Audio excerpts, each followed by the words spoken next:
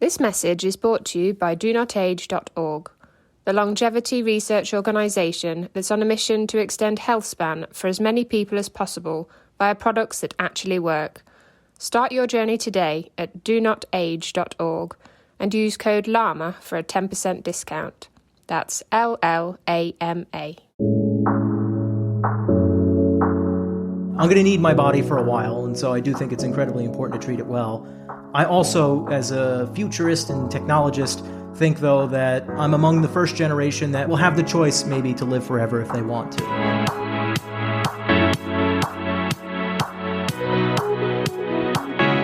Hello and welcome to the Live Long and Master Aging podcast. I'm Peter Bowes. This is where we explore the science and stories behind human longevity. This is another episode from the TEDMED conference held recently in La Quinta in California, the mass brainstorming session where some of the biggest thinkers in the health and medical fields get together to share their wisdom, ideas and inspiration.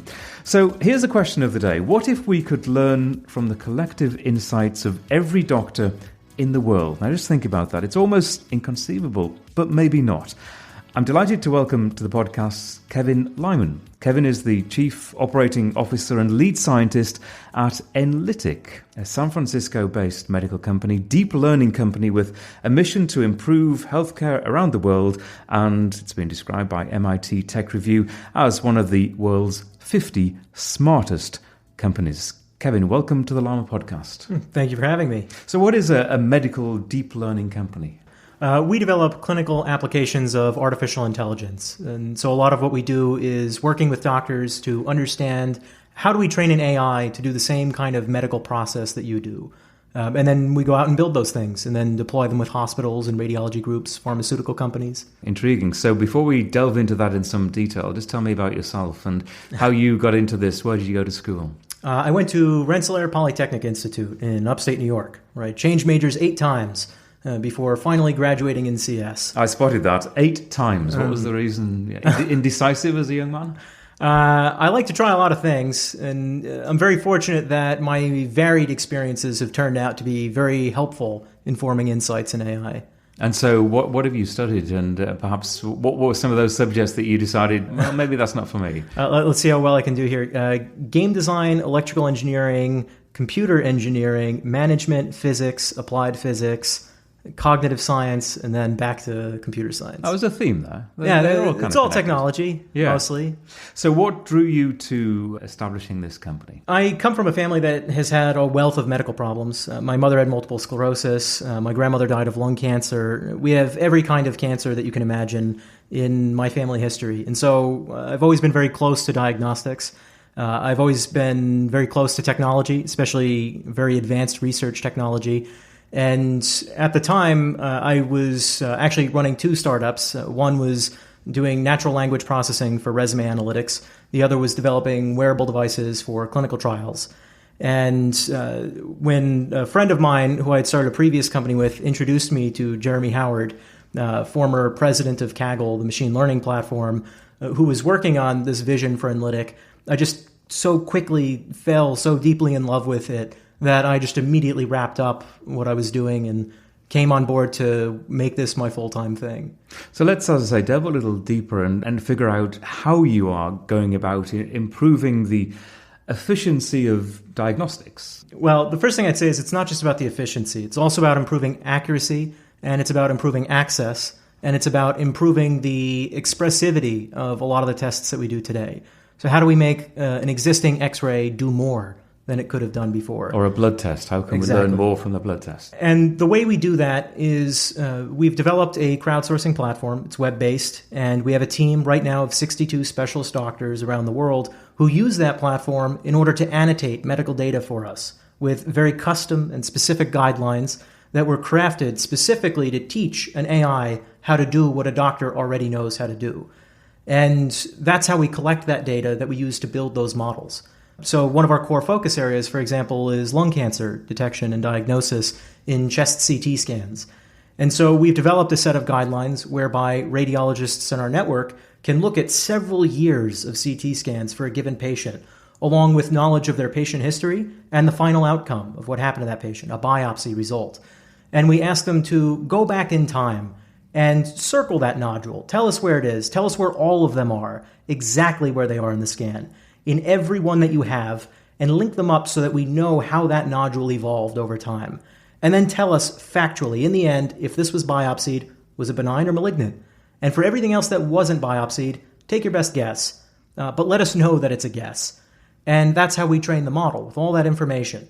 And the result of that, by doing this very, very rigorous focus on data preparation, is that in internal tests, our models aren't just picking things up more accurately than doctors. They're often doing it up to 2 years earlier than what doctors are, because they've learned their own definition of how a nodule evolves over time. And it happens to be empirically a better definition. And I think a lot of us are realizing this perhaps more slowly than we should, that the huge potential of the technology that you're talking about. We can develop technologies that are way, way better than doctors. Obviously, you can't get rid of the human being, but the technology that you're talking about has huge, to the nth degree, potential. The goal is not to replace doctors. The goal is to augment them.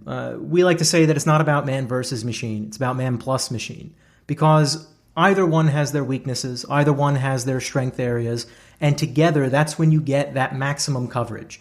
I think there will be a point in the distant future when AI so overwhelmingly overcomes accuracy beyond human performance that it might not make sense to have people as involved in the loop, but I think we're a long ways away from there. And in the meantime, we should be focused on how do we get the best of both worlds, because patients should be getting the best of both worlds. I think it's, right now, what we're seeing, it's a lot like what we've seen the internet do to other jobs. I'm at my heart a software developer, an engineer. My job would have been a lot harder 30 years ago when I couldn't just Google everything and copy code from Stack Overflow. I'm not saying that's what we do at Enlitic, but it certainly makes the life of a software engineer a lot easier when there's this magical AI machine learning system that just knows the most relevant piece of information to serve me at that point in time.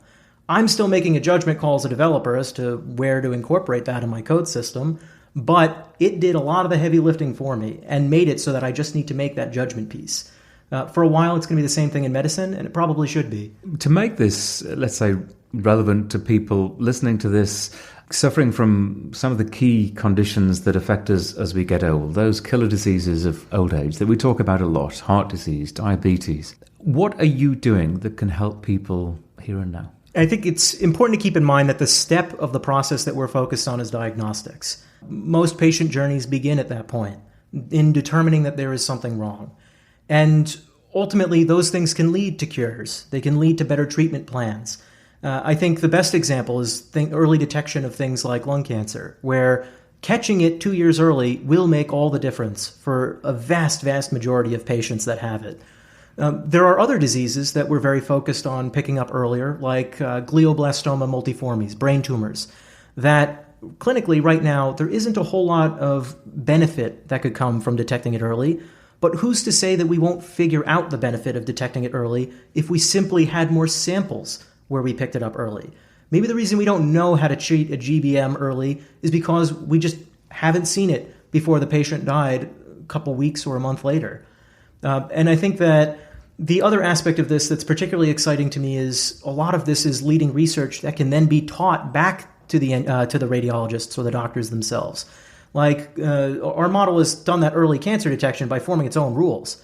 We can figure out what those rules are, and then we can make sure that's taught to doctors in med school so that even without an AI system, they know how to do this the right way. And the key, obviously, to all of this is the collection of the data, because without the data, you have nothing. Without the doctors around the world and patients around the world seeing those doctors getting tested, whether it's x-rays or blood tests, you've got nothing to work with. So you've got to bring people to you. Now, how do you do that? Yeah, you're absolutely right. It starts with the data. I think the first principle that a lot of people in this field lose sight of is that if you put garbage in, you're going to get garbage out. And so it is critically important to ensure that the data that you are providing to your system is not only plentiful, but high quality. And we work with hospitals and radiology providers and pharmaceutical companies who give us a lot of that historic data. And it's only with our team of radiologists and specialists that we're able to really convert it into a format that makes a lot of sense for an AI to learn from. There are publicly available data sets, and there are publicly available ways that people can tackle these problems.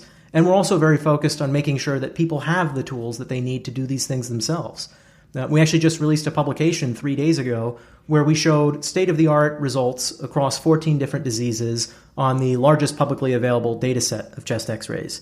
And we did that using only that data set, and it took us 2 weeks, and we did it using a publicly available architecture, which we only made 3 small changes to based on the first principles that this is a medical problem, not an academic problem. And we've given that away because we want people to know that this is something that they can and should be doing themselves. Many people listening to this might have a sense that they want to do more. They want to provide more data, but feel as if the system, the health system that they are part of, isn't opening the door to that. It's very unfortunate. That's true. Somebody earlier yesterday told a story about how they learned how broken the healthcare system was when they realized that they had to drive 200 miles to deliver a CD containing their husband's patient records to another hospital. That's insane. That very much is the system working against people. But fortunately, there are enough people actively trying to fix this now that even though it's hard to make the decision because it's all broken now, I don't think it'll be broken for too much longer. And I think it's critically important for patients to understand just how much value they can be bringing to the rest of the world in contributing that data. Often this is data that maybe is at a patient level you don't think is significant, but probably is. Yes. And our lung cancer models are a very good example of that because they're trained on tens of thousands of patients, but the vast, vast majority of learning, the part that enables us to do it early, comes from just 2,112 patients. That's all it took to train 2-year early detection of lung cancer. That's pretty meaningful for any individual in that group that they can make that much of a difference for that many people. And certainly having more patients will improve the accuracy beyond that. But it doesn't take that much if you're the right kind of patient and you have the right kind of data. And those numbers, that's a drop in the ocean. If you think globally, it's minuscule, isn't it? Yeah, absolutely. And so you can see the potential if you extrapolate that to gather more data from around the world with different types of populations. You can see the potential. Right. And lung cancer is only one convenient example of what we're working on. We're also focused on prostate cancer, liver cancer, breast cancer, thyroid cancer, and many things that are not cancers. We also build a lot of general anomaly detection models where if we interpret an X-ray, a chest X-ray, we're trying to tell you if there's any reason at all why a doctor should follow this up. Over time, the model will learn how to vocalize why you should follow it up, but at least in the meantime, it can tell you should look at this patient for some reason. And that means that every patient that gets a chest X-ray can improve our ability to pick up all of these rare and long-tail abnormalities. And we'll continue this conversation in just a moment. Hey, quick question for you. Are you someone who wants to be fit, healthy, and happy? And what if I told you could get your dream body by simply just listening to a podcast? I'm Josh. And I'm KG, and we're the hosts of the Fit, Healthy, and Happy podcast. Listen, we get it. Fitness isn't easy. Carbs, no carbs. Just stop, okay? It doesn't have to be that complicated. And that's why we made this podcast. We get straight to the facts so you can become your best you. So the way to check us out is click the link in the show notes or search Fit, Healthy, and Happy podcast on any of the major podcast platforms. We'll see you soon. You've obviously got a passion for this. Have you ever had or do you have eureka moments, both personally and with your company? Too many. I'm very passionate about what I do because I feel very blessed that as an engineer, I've found a way into medicine. And I really like that a lot of my job is interviewing specialists, people who are the best in the world at that type of detection, and trying to interview them to understand how do I break down your mental process that you probably don't even know you're doing and convert that into something that matches the mental process of an AI system. And it turns out that in the process of doing that, you learn it really well. In order to teach a person something, you need to understand it well. In order to train an AI how to do it, you need to understand it really well. And so in my particular field, most of what I do is staying up all night talking to doctors in some other part of the world, trying to understand what aspect of what they do makes them so much better at it than anybody else. One of the specialists that I'm very lucky to work with is a thyroid cancer specialist. That's done in neck ultrasounds, by the way. He's out of UCLA. Now, the average doctor, at least in the United States, has a miss rate on thyroid cancer of around 95 to 98%. As in, Gosh. most of the time when they biopsy you, it turned out that there wasn't a good reason to biopsy you. This guy has an error rate of 85%, which still sounds high, but that's 5 times more accurate than most people. And that's because he has some very special ways that he looks at this. He has his own research that he's done to empirically show that these are the features that matter in that scan. And it's just super, super cool as an engineer to get to learn all of those things and be forced to understand it well enough to actually express that in guidelines. We focus on this podcast on longevity, living a long, healthy life, and not necessarily lifespan, but health span. Do you think about those things? You're a young guy, but do you think about getting old and perhaps what you can do to affect that process? Since I've started with Enlitic, I've lost over 120 pounds because I've been very focused on nutrition as, I'd say, a hobby, in that I try to do whatever I can to extend my lifespan. And I come up with all these custom nutritional diets and guidelines for exercise, and I test it to see how well it improves my health. And I'm not just looking to see how much it improves my physical well-being, but also my mental well-being, my spiritual well-being. How do I feel and interact with other people? And I try to see what works best empirically for me, because it is important to me that I live for a while to continue my research and make an impact. I'm going to need my body for a while, and so I do think it's incredibly important to treat it well. I also, as a futurist and technologist, think, though, that I'm among the first generation that will have the choice maybe to live forever if they want to, because I think technology is just it's just growing so quickly that while it may or may not be likely, that I don't know, it is impossible for me or I think anybody else to rule it out entirely. You think you are of the generation that will one day have the choice to live forever? I said it's possible. It's possible. Yes. Yes, of course. But that's in your mind. It is. And, perhaps that's some naive optimism that keeps me going. But Why at the not? very least, I do think that it's, I think with the rate at which we're seeing things progress, especially with developments in artificial intelligence, not just in our area of diagnostics, but in general, the ability to contain information processing and apply it to novel problems means literally every aspect of technological growth is going to expand exponentially compared to what we're used to so far. And it's already been growing exponentially, which means we can't rule out any kind of technological boom. But certainly, I think it's within the realm of possibilities. So you've been inspired by your work to do a lot of, it seems, self-experimentation in terms of your own health, diet, exercise, I assume. So what conclusions, and you mentioned you've lost a lot of weight. What have you done? What have you changed? Primarily, I started with the ketogenic diet, so avoiding carbohydrates. And I started adapting that into kind of my own variant of it, learning what foods I respond well to, what I don't. Like, for example, under a ketogenic diet, it's perfectly acceptable to eat some nuts and berry-like fruits. I find, though, that it is not acceptable for me to eat those things because as soon as I taste a little bit of sugar, which I find fruit very, very sweet, it makes me crave a lot more sugar. So sure, I might only eat a handful of raspberries, but that makes me want to go off and eat, several pounds of pineapple or watermelon, which is mostly sugar and won't have great effects. That's why most people can't just have one bowl of ice cream. Exactly. And I think that the mental aspect of it is often overlooked in dieting, and that's, at least in my opinion, largely why you see a lot of studies around fad diets ultimately show the person gained all the weight back in the end. Because those were just band-aid solutions aimed at fixing some kind of temporary behavior as opposed to enforcing good habits overall. In order to enforce good habits, that's a mental problem. That's something that you need to treat as something that you can fix. And you need to approach it fundamentally in a different way. So a lot of what I do is finding the things I already love and not training myself not to love those things, but finding substitutes for those things that are probably, at least as far as I'm concerned, mostly the same, but don't have those negative effects. Are you on a ketogenic diet full-time? The variant I go with is the cyclic ketogenic diet, meaning that every week or 2 weeks, depending on how I'm feeling or what results I'm seeing, I might do a cheat day or some kind of binge. I think an interesting finding was that the binges actually do help in that it kind of prevents your metabolism from settling or baselining, but it can hurt if you eat so much in your binge that it undoes the previous week or two of work. So finding that middle ground has been interesting. On let's say an average day, what would your diet look like? Let's say during your ketogenic phase. I usually only eat one meal a day. I'm also a fan of intermittent fasting. I find that, at least for me personally, it has a lot of mental benefits. I feel like it helps me think a lot more clearly.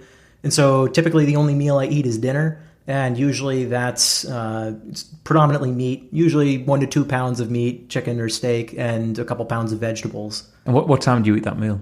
Usually anywhere between 6 and midnight, depending on the day and what's happening. And absolutely nothing during the day except water? Yeah, well, I also drink Coke Zero. Coke Zero, yeah, okay. Coke Zero, that's my guilty pleasure. So a bit of caffeine. Yeah.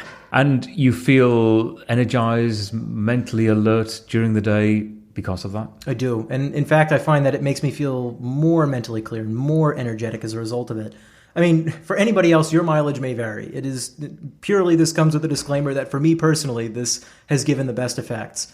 But I find that eating things like junk food, eating just even healthy things throughout the day, it makes me more focused on food or something I don't want to be thinking about, as opposed to ignoring that. I get to just focus on what's right in front of me and more important. And I just know that the meal is something that will happen later in the day because it has to, but it shouldn't be the thing that I'm focused on at the time. Fascinating. You're preaching to the converted here, because I try to settle on 2 meals a day, 2 significant meals a day, which tends to work best for me. But I do periodic fasting of a kind where you do 5 consecutive days of a very, very low caloric intake.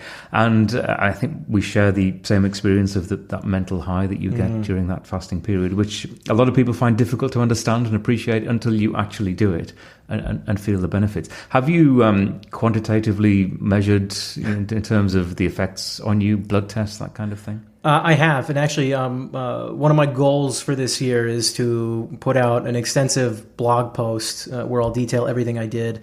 It was predominantly over the course of 1 year that I've lost 120 pounds and put on a good bit of muscle during that time too. And I logged every single thing I ate for that amount of time. I took my weight probably once a week, I would say.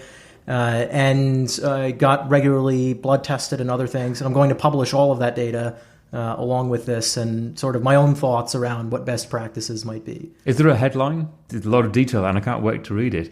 But is there a headline that comes out of it that you would share with people? I don't know that I have a headline for it. It's more something that I would like to be able to send to people when they need help with this, because I think that my approach to it was very practical. It was very much coming at it from the perspective of an engineer.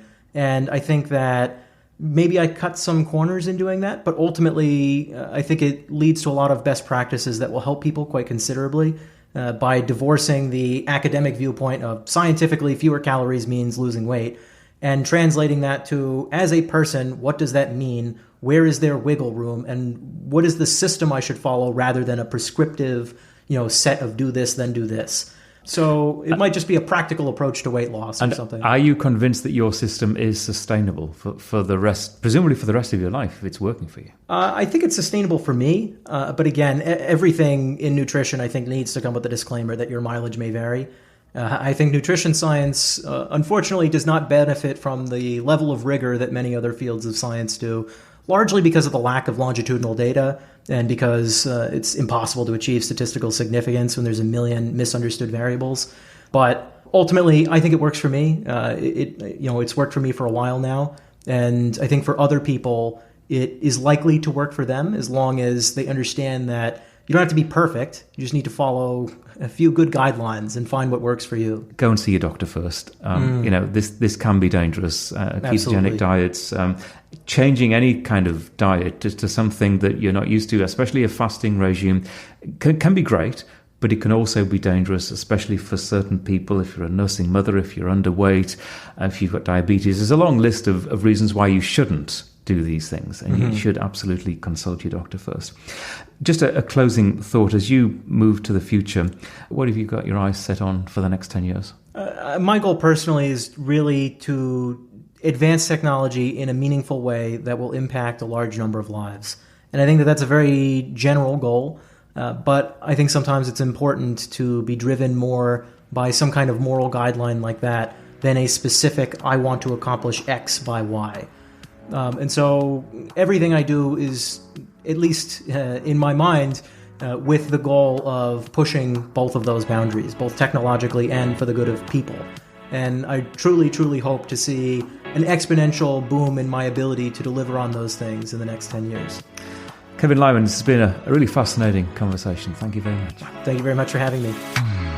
And if you'd like more information about Kevin's work, there's a link to Enlitic and Kevin's social media connections on the show notes page for this episode. You'll find them at our Live Long and Master Aging website. That's lamapodcast.com. That's LLAMA podcast.com. You can also get in touch and follow what we do at Lama Podcast on Facebook and Twitter. That's at Lama Podcast. Many thanks for listening.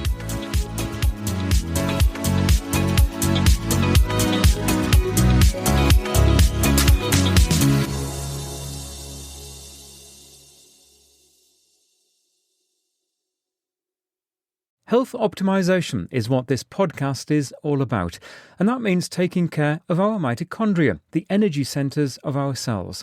Physical strength, avoiding frailty is key, and that's why the science behind urolithin A and the work of Timeline Nutrition is so interesting. You can find out more and get a discount code at our website and in the show notes for this episode.